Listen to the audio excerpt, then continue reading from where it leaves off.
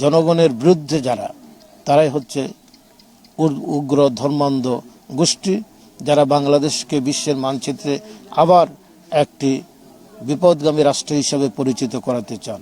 সেনাবাহিনী বলছেন আমরা প্রস্তুত, প্রয়োজন হলে 1,00,000 অধিক সৈন্য দিয়ে আমরা সাহায্য করব নির্বাচন কমিশনকে। এই যে ইউনূস সাহেব যে কাজটি করলেন, কচিকাচার মেলা যারা এনজিও করেন এবং বাচ্চা যারা রাষ্ট্রই বোঝে না, তাদেরকে নিয়ে আসার পরে আজকে 20 লক্ষ শ্রমিক ইতিমধ্যে বেকার, 550 ইন্ডাস্ট্রি বন্ধ হয়ে গেছেন। যারা জন্মের বিরোধিতা করেছেন তারা যদি বলেন 54 বছর কিছু হয় নাই, শেখ হাসিনার 96 সালের শাসনকাল অত খারাপ ছিল না। শেখ হাসিনা 2008 সাল থেকে, বিশেষ করে 2014 সালের পরের থেকে শেখ হাসিনা একটি ফ্যাসিস্ট সরকারে পরিণত হয়েছেন। এটা এই জন্য জামাত অনেকাংশে দায়ী, কারণ 2008 সালে বেগম জিয়া নির্বাচনে যেতে চান নাই। এই জামাত জোর করে সেদিন বেগম খালেদা জিয়াকে জোর করেছেন, 180 সিট পাবেন, না হলে ওনারা জোট ভাঙবেন, ওনারা আলাদা নির্বাচন করবেন।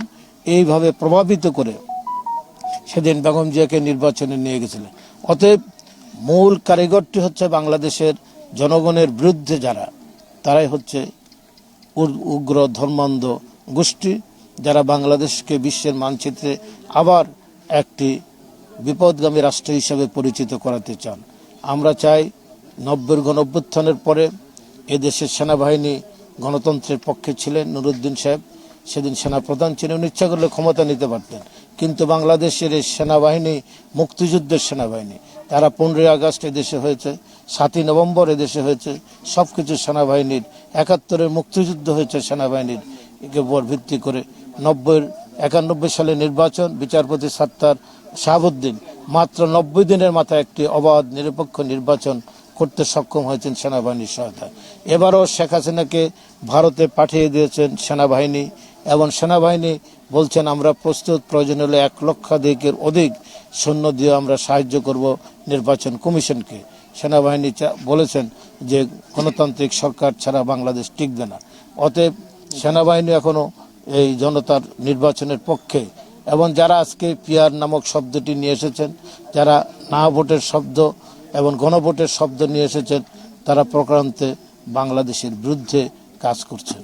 অতএব তাদের বিরুদ্ধে আজকে আমাদের ঐক্যবদ্ধভাবে এদেশের সকল সুশীল সমাজ, অসাম্প্রদায়িক সমস্ত মানুষকে ঐক্যবদ্ধ হয়ে, আর ইসলাম প্রিয় ধর্মপ্রিয় মানুষদেরকে ঐক্যবদ্ধ হতে হবে। কারণ শহীদ প্রেসিডেন্ট জিয়া রহমান রাষ্ট্রীয় ক্ষমতায় এসে প্রথম 79 সালের সংসদে প্রথম দিনে যে বিলটি পাশ করেন, সেটা হলো 5ম সংশোধনী। সেই সংশোধনে কি আছে? বিসমিল্লাহির রহমানির রহিম, মহান আল্লাহর প্রতি অবিচল আস্থা, বিশ্বাস, ন্যায় বিচার ভিত্তিক সমাজ ব্যবস্থা এবং বাংলাদেশি জাতীয়তাবাদ। এই যে এটি একটা রাষ্ট্রের মূল চরিত্রের যে পরিচয়, এটি এবং উনি দিয়েছেন শহীদ প্রেসিডেন্ট জিয়া রহমান। তাই আজকে আমরা বলতে চাই, সমগ্র যারা আজকে পিয়ার পদ্ধতিটি কি?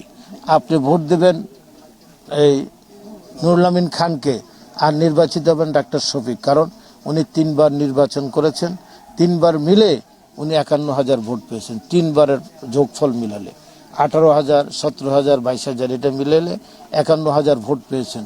তো ওনার এখন পিয়ার হলো, আপনি 300 জন প্রার্থীর নাম দিয়ে দিবেন, 1 নম্বরে শফিক সাহেব থাকবে, এই থাকবে।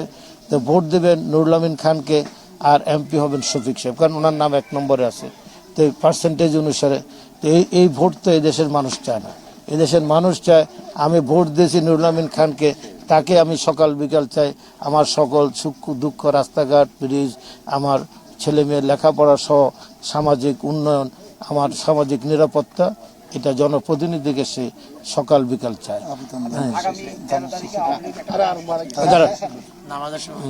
তাই আমি বলতে চাই, আজকে আরেকটি টিকিট দিচ্ছেন, এই যে যেমনিভাবে এখন উন্নয়ন নতুন প্রজন্মের কাছে আমরা দিয়ে যেতে চাই, নতুন প্রজন্মকে। অভিজ্ঞ লোকের ছাড়া পৃথিবীতে সমস্ত দেশেই দেখবেন অভিজ্ঞ লোকদের জন্য একটা জায়গা আছে।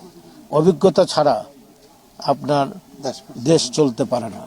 যারা রাষ্ট্র বোঝে না, রাষ্ট্রের সংজ্ঞা জানে না, যারা রাষ্ট্রের কয়টা অর্গান আছে সেটা জানে না, তারা যদি রাষ্ট্রীয় ক্ষমতা পায়, এই যে ইউনূস সাহেব যে কাজটি করলেন, কচিকাচার মেলা যারা এনজিও করেন এবং বাচ্চা যারা রাষ্ট্রই বোঝে না, তাদেরকে নিয়ে আসার পরে আজকে 20 লক্ষ শ্রমিক ইতিমধ্যে বেকার, 550 ইন্ডাস্ট্রি বন্ধ হয়ে গেছেন।